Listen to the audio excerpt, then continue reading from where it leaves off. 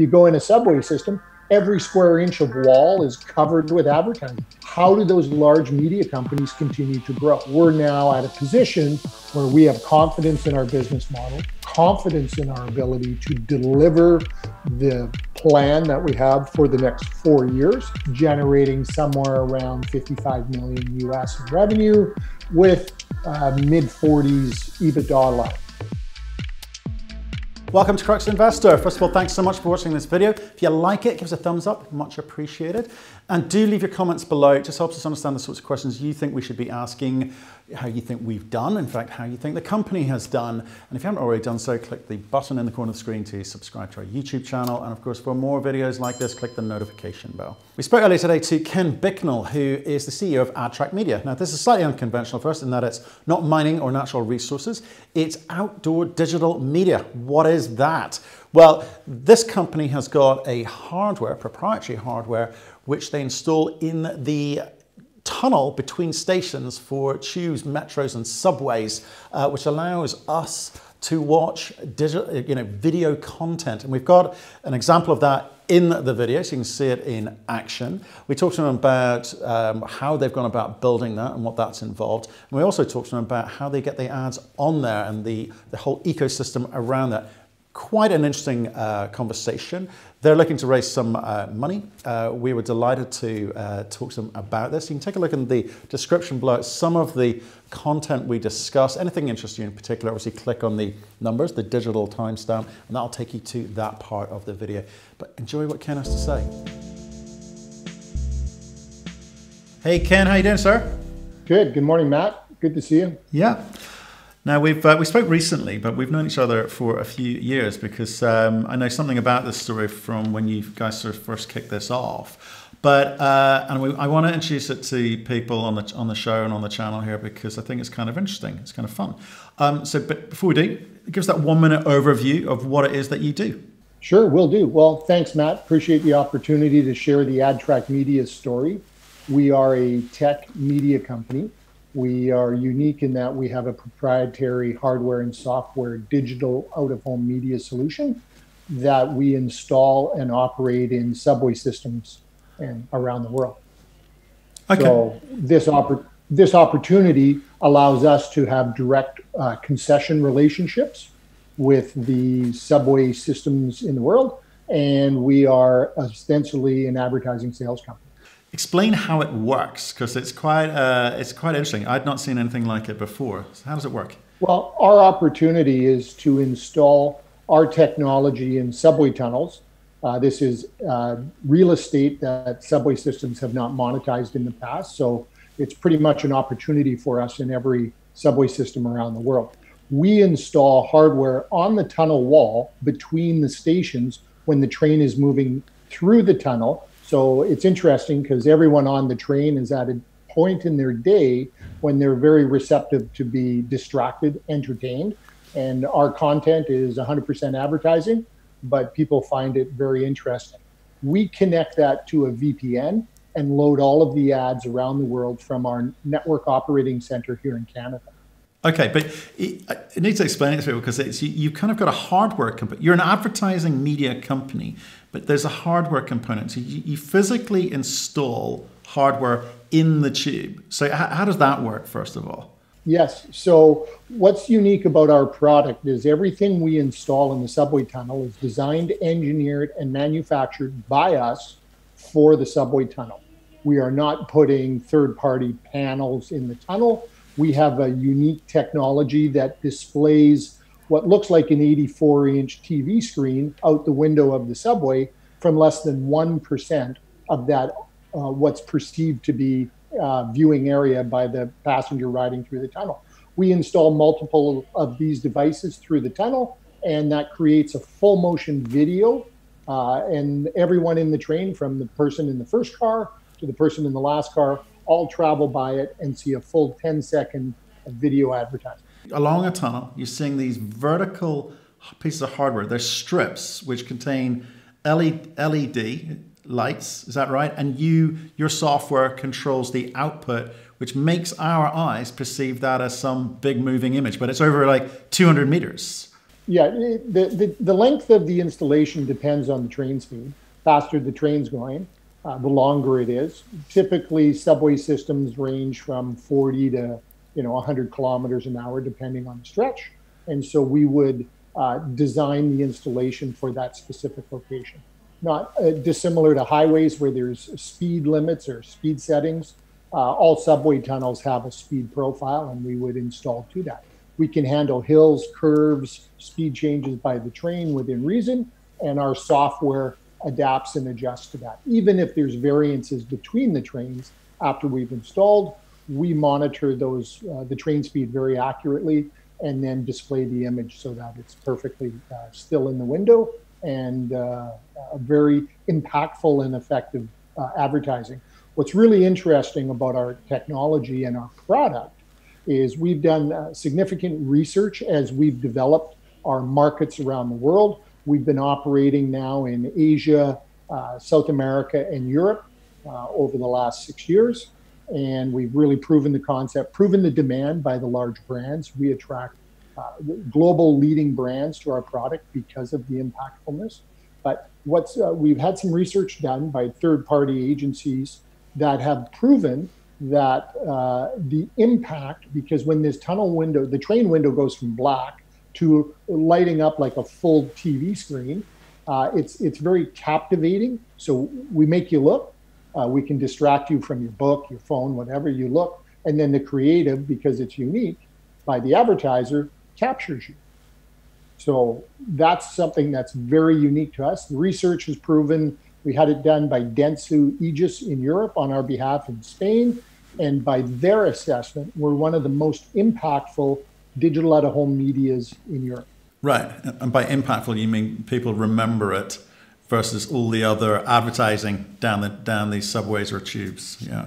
So the effectiveness of the advertisement on behalf of the brand has a lasting impact on the viewer, and they recall it. And it's obviously when you're out and about, when you're in a subway train, you've got you're outside your home, you're in the shopping sphere, so you're able to go and react to advertising calls. Right, so let's stick with the hardware bit. So I really want to understand this. So the hardware bit, you have to obviously, you've designed it and it's your technology, but you have to manufacture this and then install it in these subways. There's got to be rules and regulations around this. You think about some of the health and safety issues around this. I mean, does that mean it's a long lead time? How does all that stuff work? Subway system advertising industry or business is very mature. There's been advertising in the transit systems. Go in any subway, look at any bus, there's advertising on that. So within the subway or the transit authority environment, they're very mature at developing and monetizing your real estate for advertising. So when we approach a metro, often they've never heard of in-tunnel advertising because we are creating this industry around the world. And so we then convince them that they should run an RFP or a process, whether it's bilateral or a public process, depending on the metro, to enter into a concession agreement with us. One of our most recent contract in Europe, from the first meeting we had with the metro to the time they had a public process, an RFP call in the market, was 6 months. So it's not overly long lead time. And what's interesting, the contracts we then enter are anywhere in the European context around 10 years, and in the North American context, 10 to 15 years. So we have a very long period of time to harvest and generate IRR from the engineering installation process that's often done even before that concession period. So. Okay, and again, I think we'll make your PowerPoint, which is on your website, available in the link below in the description on YouTube. But again, just sticking with this hardware bit, because I think it's really, because there are two bits to your business really, and this hardware is important. So once it's in there, you're telling me you've got long contract times, up to 10 years, that sort of level. Who's liable for anything that could go wrong in there? Because you're sitting in someone else's property, but you've kind of got this technology which is yours, and I assume you have contracts to maintain and upkeep those and monitor those. So how does all of that work? Yeah. So within the business model, we don't sell the hardware to anyone. We own and operate it. So when we install it in a subway tunnel, that's our asset. We're building assets on the balance sheet. Those assets then generate revenue. And to answer your question very specifically, obviously we carry liability insurance, but the engineering and the robustness of the hardwares that we use to mount these are all engineered and passed by engineers in each market where we install. So there's a full report. We've been at this, the technology. We've been, developing and advancing this technology. We've made a significant investment in the last few years to bring the quality of the system up and up. So what's really interesting is when we install that hardware, it has at least a 10-year lifespan from a competitiveness nature. So it's there. Liabilities are ultimately ours, but the engineering is very robust. We've never had an incident. We've never had an interruption to service. If you look in, it's dark in the subway tunnel when the train goes through, but there is a myriad of things attached to the wall in the subway tunnel. This is not something we're not groundbreaking in the fact that we're putting stuff on a subway tunnel wall. This is the kind of thing people do all the time. And why it's unique that we have advertising media there. Well, yeah, I mean, exactly that. Because if I go down any metro or subway, the walls are festooned with advertising media everywhere you see from them a second you walk into the station. So I guess it's one of the few remaining bits of real estate which they haven't yet monetized. So I guess that's quite attractive to them. What were the barriers to you when you were talking to them about selling over and above the health and safety? When we started this, there was, is it a media that's going to work? Is it going to generate revenue? Is it going to be sustainable? And so we've been operating in Madrid in the European context since 2014. That system, we now have multiples. The metros come out with another concession for us to expand that market. We've proven that the media generates above average revenues, above average utilization. We are currently one of the most expensive medias in all of Spain in the digital out-of-home media space. So our unique installation where each ad is exclusive between the brand and the riders of a particular train, and it's full motion video, and it's in the core of an urban center, are all attributes that drive incremental effectiveness and value to the advertiser. And then as a business, that's a very compelling business model where we have a concession agreement directly with the metro based on a revenue sharing rental agreement to the metro. And then, of course, we generate revenues by selling the advertising.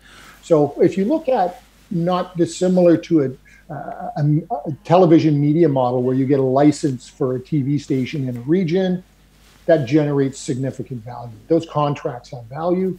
There's a lot of M&A in the out-of-home space today. So we believe if we build an estate of these concessions, there's significant value that is accrued to the company. Well, let's move on to then the next bit of the business, because it seems to me this is a dual track, pardon the pun. You're selling in the concept of installing hardware into their tunnels. So there's a sales job there, right? And the second sales job is around business development process. Yes. Right. Okay. Then there's the second component is how do you then sell the advertising space? What model are you employing there? So once we have our hardware installed in a metro system, we would then deploy a local sales force. So most advertising is the tactical initiative of a business's marketing plan. So when a company wants to reach an audience or a customer base in a certain region, they'll run advertising to generate that demand. So advertising is typically done, if it's a large urban center, there will be offices of the advertising agencies representing the brands in those cities, and the planners within those agencies will then plan the advertising campaign. So media is typically purchased locally. So for a tactical advertising campaign, let's take again Madrid as our example. The ad agency in Madrid representing a global brand would go to the marketplace to purchase advertising. We have a direct sales force in each of the markets where we operate. It's our sales reps' jobs to have relationships with those agencies and to continue to build the awareness of our product. And so that's where the transaction occurs. Okay. Very rarely you would be direct to a brand. Most of the global brands represent themselves through advertising agencies. Absolutely. Above that, the advertising agencies, if you have national coverage, will have national budgets. Above that, there'll be, like, take a look at brands like HSBC that are sponsoring gangways on airport arms around the world. That's done from a global buying desk by the agency representing them. So as we build a global footprint, we're able to get the local media buy, the national media buy, and also attract international buys into our various markets. So why have you employed that model? Why you've got your own sales force? That must be quite expensive. I mean, have you looked at alternative ways of doing this? And quite frankly, is Spain representative of all markets? So relative to media sales, having a direct sales force that is 100% focused on your product is the best way to control revenues. We don't want to outsource our revenues. We want to make sure that we control it and we drive the process. We think that that's very important within our business model. And that's an evolution. We have entered third-party agreements in the past. Hasn't really led to, where it's an exclusive relationship, wasn't fruitful for us.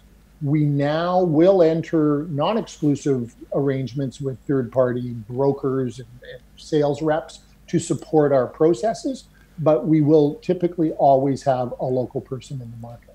One of the evolutions in our business model, and as we talk about sales in the process, when we look at primary markets, this is the business model. We own the concession, we own and operate, we have a direct sales force, which may have some contractual non-exclusive relationships in a market. We believe that that creates the most value for adTrackmedia.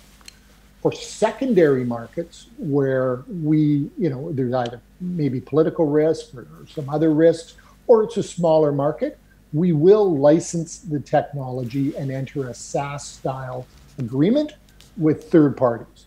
And this strategy has been deployed to accelerate our footprint around the world. When I went back and talked about global media buying, the more markets I have, the more demand I can create across the board. So if we look at a small market, Eastern European country or South American country, we would find a local partner who would take the capital risk on the installation, and they would own the concession agreement with the metro.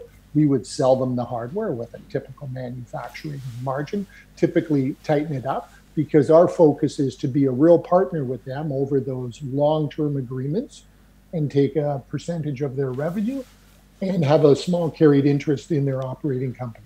Okay, so which is great. So you've got a few revenue models, a few options there in terms of about how you deploy this from white label through to managing the whole process yourself. But how are you positioning yourself? Because if I have worked in the space, the advertising space, it's very competitive.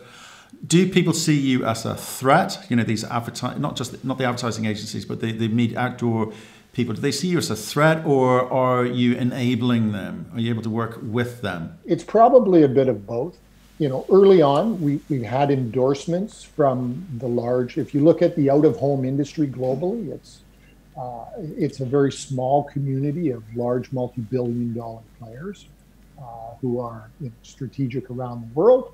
We are unique in that getting into that market, obviously, to step up beside or compete directly with those Goliath companies is difficult for someone to enter the market.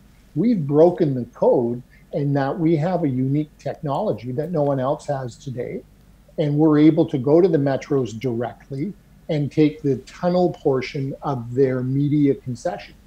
So, from our perspective, we're assisting in elevating the value of the media in the transit environment, which we believe has been beneficial to the concessioners that have the other parts of that media footprint in the stations and inside the trains.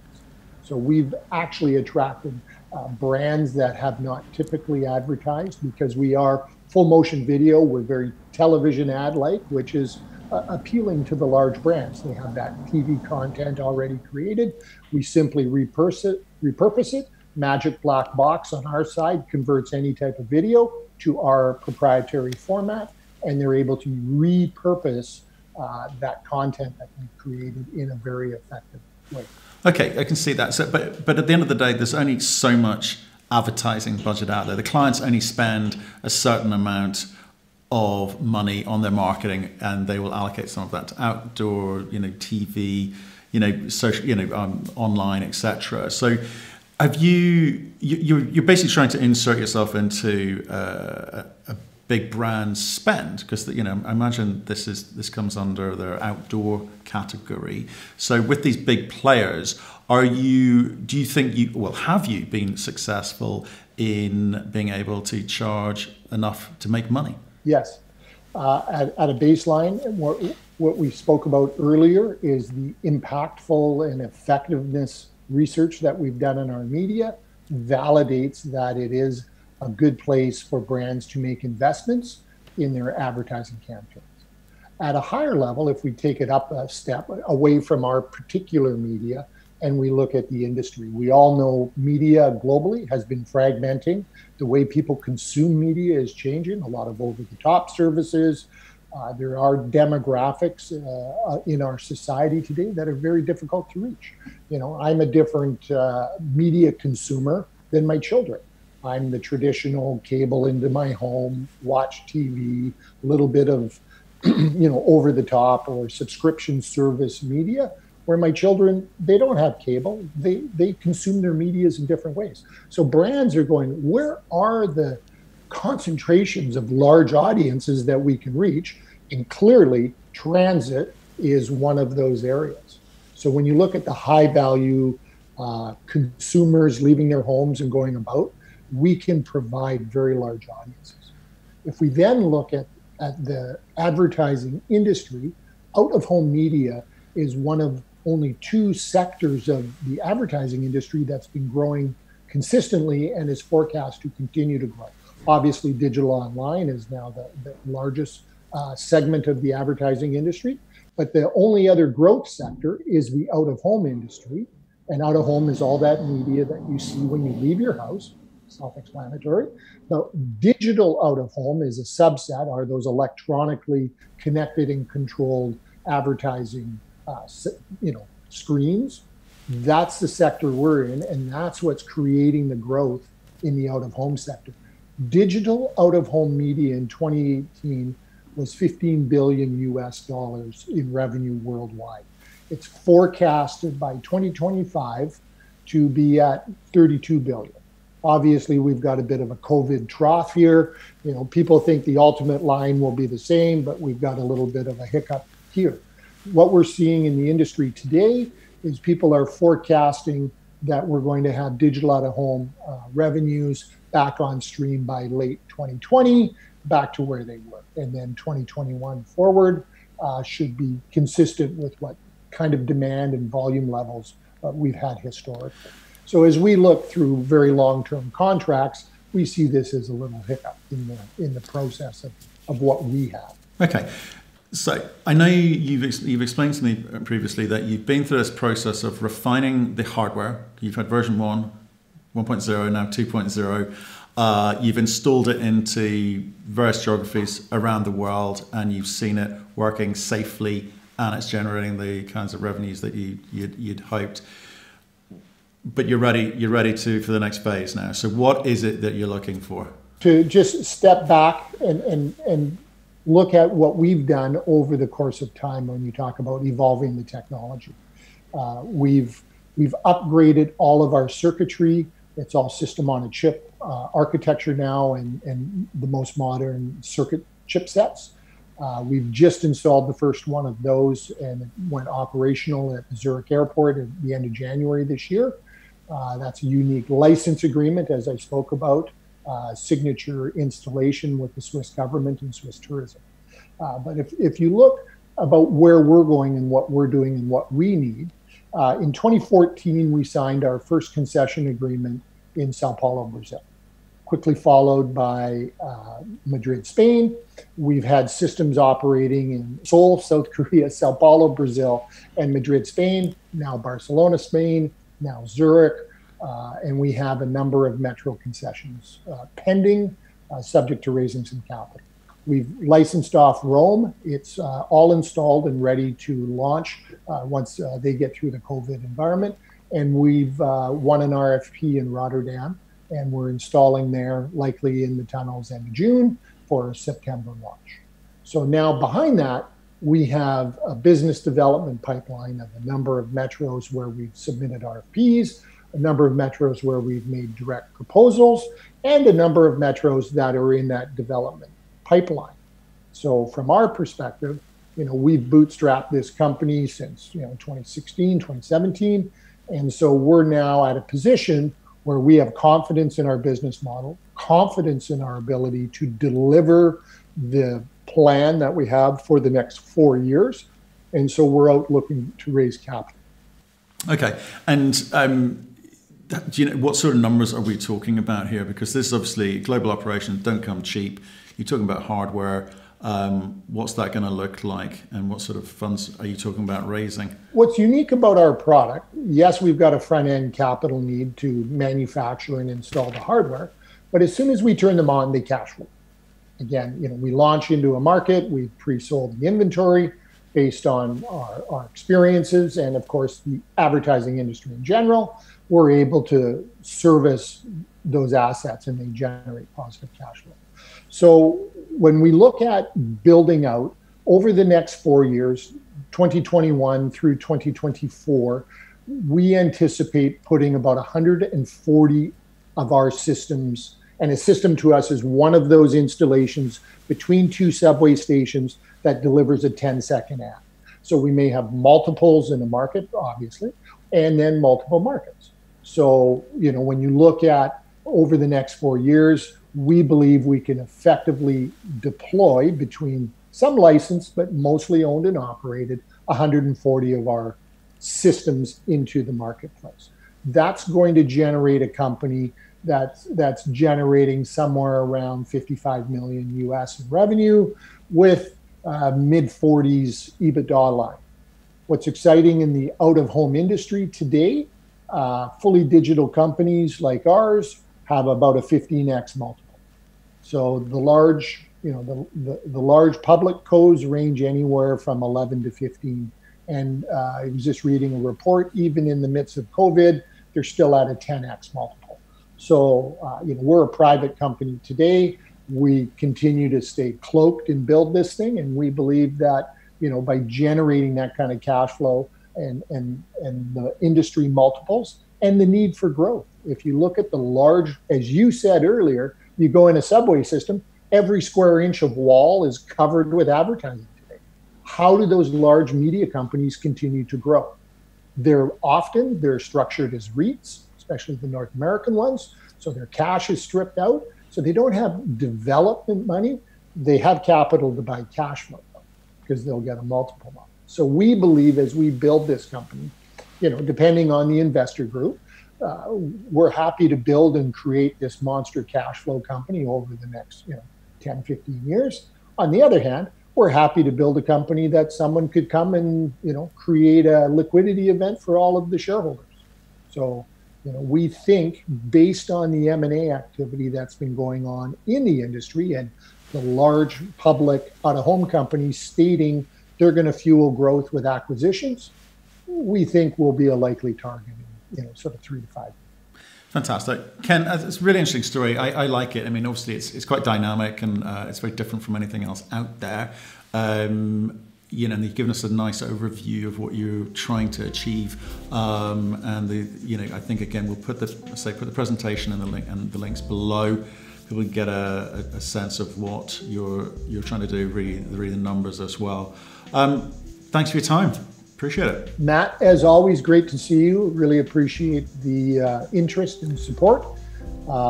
Happy to connect if there's any follow-up by any of your viewers, and happy to share more.